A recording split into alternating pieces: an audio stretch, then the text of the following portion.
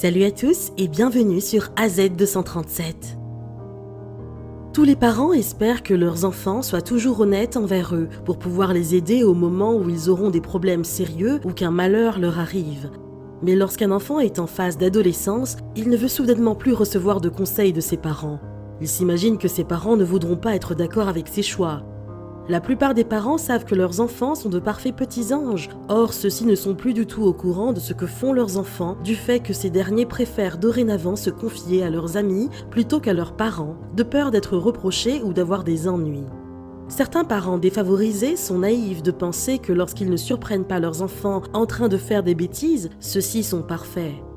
Voici l'histoire d'une maman qui a refusé d'accepter que sa fille soit enceinte. Avant de commencer, voici la question du jour. Je suis la source de toutes les émotions. Qui suis-je?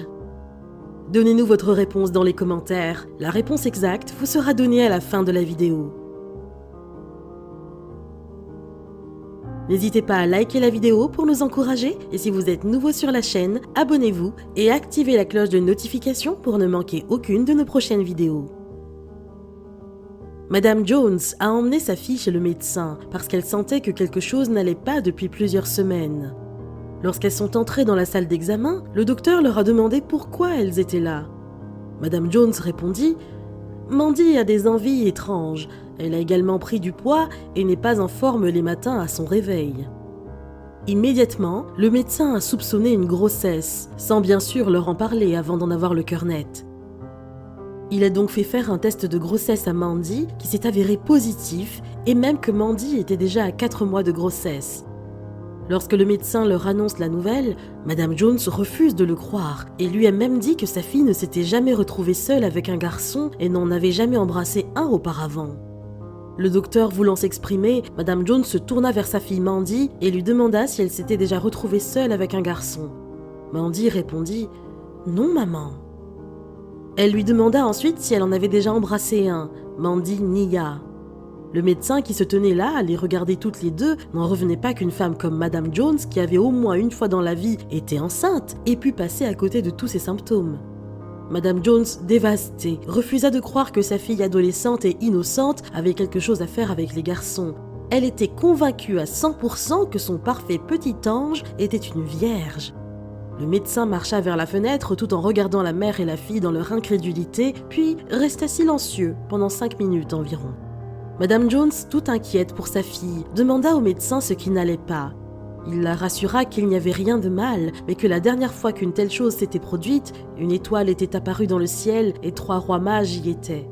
« Je serais déçu si je les manque », leur dit-il. Le docteur faisait référence à la nuit où Marie a donné naissance à Jésus-Christ. Madame Jones a finalement accepté les dires du médecin, donc que sa fille avait eu à entretenir des rapports sexuels avec un garçon et qu'elle n'avait pas eu une conception immaculée. Elle regarda sa fille, puis réalisa qu'elle n'était pas le parfait petit ange qu'elle prétendait être. C'était un coup dur lorsque Madame Jones réalisa que sa relation avec sa fille n'était pas ce qu'elle pensait. C'était également une grande leçon pour les parents d'adolescents qui pensent que leurs enfants leur disent tout et qu'ils ne feront jamais rien de mal. Les adolescents sont sournois et ne gardent leurs secrets que pour les personnes auxquelles ils veulent en parler comme leurs amis. Il est possible pour les parents d'avoir de bonnes relations avec leurs adolescents, mais les parents ne sauront jamais tout ce qui se passe. Ceux qui pensent le contraire sont très naïfs et ne sont pas loin de très grandes déceptions futures. Qu'avez-vous fait pendant l'adolescence et qui n'a jamais été su par vos parents? Dites-le nous en commentaire.